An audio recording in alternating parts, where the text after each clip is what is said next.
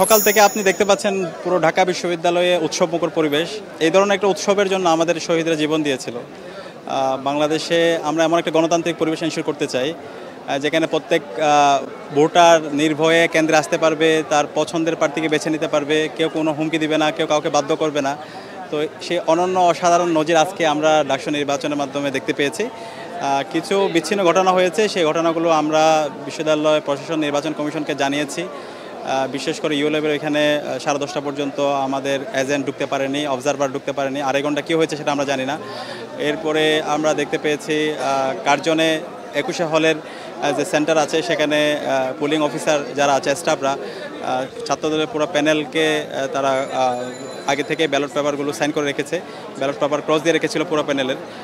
এরপরে টিএসসি তো আমরা এরকম একটা ঘটনা শুনতে পেয়েছি। আমরা বলেছি এই ঘটনার সাথে যারা জড়িত, যে সমস্ত স্টাফরা জড়িত, সবাইকে যেন দৃষ্টান্তমূলক বিচার আওতায় নিয়ে আসা হয়, তাদেরকে যেন অ্যারেস্ট করা হয়, রিমান্ড দেওয়া হয়, পেছনে কারা আছে, নেপথ্যে কারা আছে, সামনে কারা আছে, এটা যেন বের করে নিয়ে আসা হয়।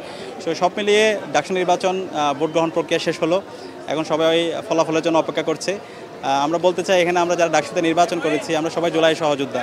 এখানে হারা অথবা জেতার কিছু নাই। আমরা এর মাধ্যমে বাংলাদেশের একটা চমৎকার গণতান্ত্রিক পরিবেশের বার্তা দেওয়ার চেষ্টা করেছি। জুলাই যেভাবে আমরা সবাই ঐক্যবদ্ধভাবে ফ্যাসিবাদের বিরুদ্ধে আন্দোলন করেছিলাম, জুলাই বিপ্লব পরবর্তী আমরা এই ডাকসুর মাধ্যমে সবাইকে নিয়ে একসাথে, সবার বাংলাদেশ, শহীদদের আকাঙ্ক্ষার লোকে বাংলাদেশ, সে বাংলাদেশ বিনির্মাণের যাত্রাটা আমরা এই ঢাকা বিশ্ববিদ্যালয় থেকে শুরু করতে চাই।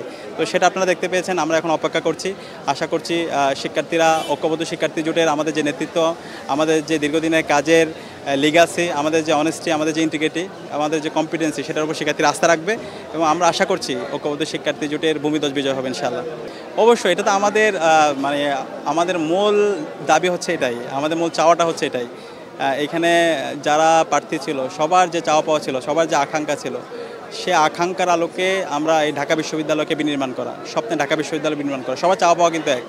তো সেই জায়গায় আমরা সবাই ঐক্যবদ্ধভাবে কাজ করব এবং এই জায়গায় আমাদের অনেকগুলো অবজারভেশন ছিল, আমরা বিশ্ববিদ্যালয় প্রশাসনকে জানিয়েছি। এখন বাকি যে সময় আছে সেই সময় নিয়েও আমরা কনসার্ন, বিশেষ করে প্রচুর বহিরাগত ক্যাম্পাসে ঢুকতেছে, এই বহিরাগতদেরকে যেন ক্যাম্পাসে ঢুকতে না দেওয়া হয় এবং তাদেরকে ক্যাম্পাস থেকে বের করে দেওয়া এবং তাদের বিরুদ্ধে ব্যবস্থা নেওয়ার জন্য আমরা বিশ্ববিদ্যালয় প্রশাসনকে জানিয়েছি।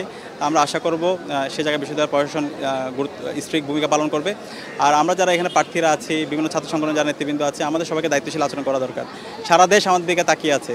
তো এতদিন ধরে 1 বছর জুড়ে যেভাবে আমরা গণতন্ত্রের চমৎকার নমুনা স্থাপন করেছি, ডাকসু নির্বাচন এখন ফলাফল আসা আগ পর্যন্ত আমাদের এখানে দায়িত্বশীল ভূমিকা পালন করা দরকার। একই সাথে যারা বিভিন্নভাবে নির্বাচনকে বানচাল করার চেষ্টা করেছে তাদের বিরুদ্ধে আমাদের সবাই ঐক্যবদ্ধভাবে আমাদের প্রতিবাদ প্রতিরোধ জারি রাখা দরকার।